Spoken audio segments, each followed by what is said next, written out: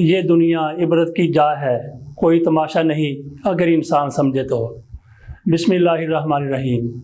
آج ہم اسی پر بات کریں گے۔ لاہور کے کبھی کسی دور میں ایک ڈپٹی کمشنر ہوا کرتے تھے، چودھری غلام حسین ان کا نام تھا۔ ان کے بیٹے کا نام ڈاکٹر امجد ہے۔ ڈاکٹر امجد نے بڑی ترقی کی، اتنی ترقی کی کہ اس نے لاہور میں ایک ایڈن ہاؤسنگ سوسائٹی بنائی، جس میں 11,000 لوگوں کو انہوں نے پلاٹ دے دیے، مکانات دے دیے، ان سے 19 ارب روپے وصول کیے گئے۔ یہ سارا کچھ کاغذی طور پر کیا گیا، ایک بھی بندے کو وہاں پہ پلاٹ نہیں ملا، کاغذ ان کے حوالے کر دیے گئے، رقم ان سے وصول کر لی گئی۔ اس کے بعد کیا ہوا؟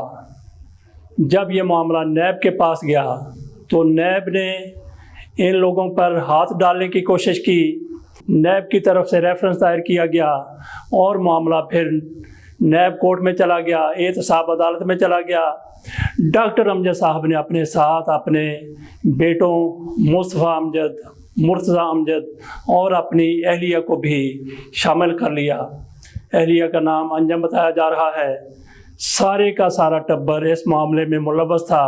19 ارب روپے کی خورد برد کی گئی، 11,000 لوگوں کا حق مار لیا گیا۔ جب معاملہ نیب کے پاس گیا، احتساب عدالت میں گیا، تو سارے کا سارا ٹبر پاکستان سے بھاگ گیا۔ یہاں پہ یہ بھی بات کر دی جائے کہ مرتضیٰ امجد وہ سابق چیف جسٹس پاکستان افتخار محمد چودھری کے داماد ہیں، اور ڈاکٹر امجد جن کا ہم نے ذکر کیا، جنہوں نے ایڈن ہاؤسنگ سوسائٹی بنائی تھی، وہ جسٹس افتخار محمد چودھری کے سمدی ہیں۔ آپ جو بھی ڈاکٹر امجد کے بارے میں بات کریں، ان کی اولاد کے بارے میں بات کریں، ان کی اہلیہ کے بارے میں بات کریں، اس میں کسی طور پر بھی جسٹس افتخار محمد چودھری کا نام نہیں آ سکتا۔ بہرحال کچھ لوگوں کی طرف سے کہا جا رہا ہے کہ جسٹس افتخار محمد چودھری کی شخصیات کی وجہ سے بھی یہ کیس کہیں نہ کہیں متاثر ہوا ہے۔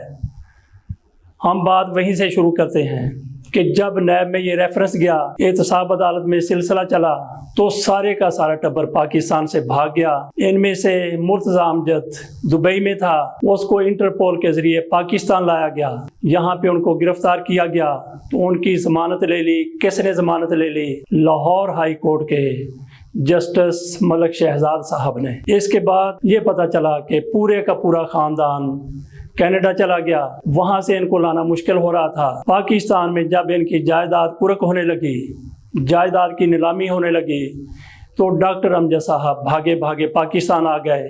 ان کی ضمانت بھی ایک جج صاحب نے لے لی۔ ان کو کہا گیا کہ آپ پلی بارگیننگ کر لیں۔ وہ 3 ارب روپے کی پلی بارگیننگ کرنا چاہتے تھے، جو اتنے زیادہ لوگوں کے لیے یہ رقم 11,000 لوگوں کے لیے انتہائی کم تھی۔ تو ڈاکٹر امجد کی ضمانت جسٹس قاسم خان صاحب نے لے لی اور ان کو گرفتار نہیں کیا گیا۔ اس سے آپ اندازہ کر سکتے ہیں کہ معاملہ کس طرف جا رہا تھا۔ ملک شہزاد صاحب نے ضمانت لے لی مرتضیٰ امجد کی، اور ان کے باپ کی ضمانت لے لی جسٹس قاسم خان صاحب نے۔ اب کہا جا رہا ہے کہ جسٹس قاسم خان صاحب کو اور جسٹس ملک شہزاد کو سپریم کورٹ میں کیوں نہیں بھیجا گیا؟ ان کی جگہ پر عائشہ ملک کو بھیج دیا گیا ہے۔ آپ کو سمجھ آ گئی ہوگی کہ یہ کس طرح کے جج ہیں، ان کو سپریم کورٹ کیسے بھیجا جا سکتا تھا؟ سپریم کورٹ کو بیٹھے ہوئے لوگ، جوڈیشل کمیشن آف پاکستان، وہ ایک ایک چیز کو دیکھتے ہیں، صرف سینیارٹی کو مد نظر نہیں رکھتے ہیں۔ وہ کنڈکٹ دیکھتے ہیں، وہ اہلیت دیکھتے ہیں، صلاحیت دیکھتے ہیں، کیے گئے فیصلے دیکھتے ہیں، ان کے مطابق پھر سپریم کورٹ میں کسی کو جج تعینات کرتے ہیں۔ اور عائشہ ملک سے ایک سینئر جج شجاعت علی خان صاحب بھی ہیں، وہ بھی اسی قسم کے جج ہیں۔ بات ہم کر رہے تھے ڈاکٹر امجد صاحب کی۔ 2018 میں ڈاکٹر امجد صاحب بیمار پڑ گئے۔ ان کو ایسی بیماری لگی کہ آج تک اس کی کسی کو سمجھ نہیں آ سکی کہ وہ کس بیماری میں مبتلا ہیں۔ علاج کے لیے بیماری کی تشخیص ضروری ہے، لیکن ڈاکٹر امجد صاحب کی بیماری کی تشخیص ہی نہیں ہو سکی، اور وہ 3 سال کے بعد 2018 کے بعد گزشتہ روز ان کا انتقال ہو گیا۔ ان کا انتقال ڈیفنس میں ہوا۔ ڈیفنس میں ان کا بہت بڑا گھر ہے، ایک ڈپٹی کمشنر کا بیٹا ترقی کرتے کرتے آپ دیکھ لیجئے کہ ایک ہاؤسنگ سوسائٹی بنا لیتا ہے، وہاں پہ 19 ارب روپے کا فراڈ کر لیتا ہے، 11,000 لوگ متاثر ہوتے ہیں۔ جب وہ فوت ہو گیا تو وہاں پہ لوگوں نے دھاوا بول دیا۔ کن لوگوں نے دھاوا بول دیا؟ وہ متاثرین جن کی تعداد 11,000 ہے، سارے کے سارے تو وہاں نہیں پہنچ سکے ہوں گے، لیکن جتنے بھی پہنچ سکے انہوں نے جنازہ اٹھانے سے منع کر دیا۔ انہوں نے کہا کہ ہم جنازہ نہیں اٹھانے دیں گے جب تک ہماری ادائیگی کے حوالے سے ان کی اولاد کوئی ہمارے ساتھ وعدہ نہیں کرتی۔ لیکن ان کی اولاد کیسے وعدہ کرتی؟ وہاں پہ امن و امان کی صورتحال پیدا ہوئی تو پولیس کو بلانا پڑا۔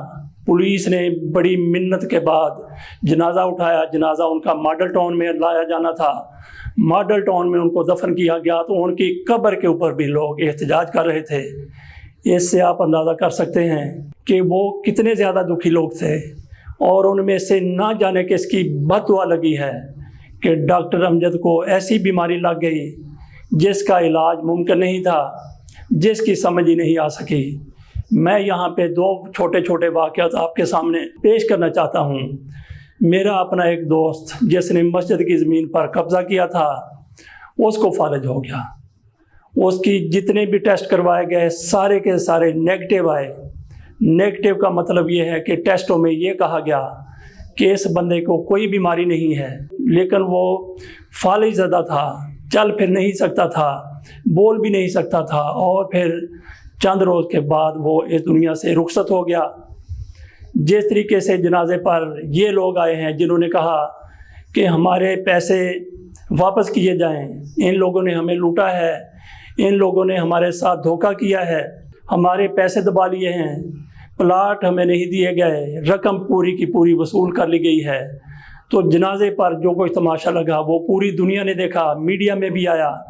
اسی طریقے سے ذوالفقار علی بھٹو کو لاہور ہائی کورٹ میں پھانسی کی سزا دینے والے جج مولوی مشتاق حسین، ان کے جنازے پر بھی شہد کی مکھیوں نے حملہ کر دیا تھا، اور لوگ جو جنازے میں شریک تھے انہوں نے وہاں سے بھاگ کر جان چھڑائی تھی، جان بچائی تھی۔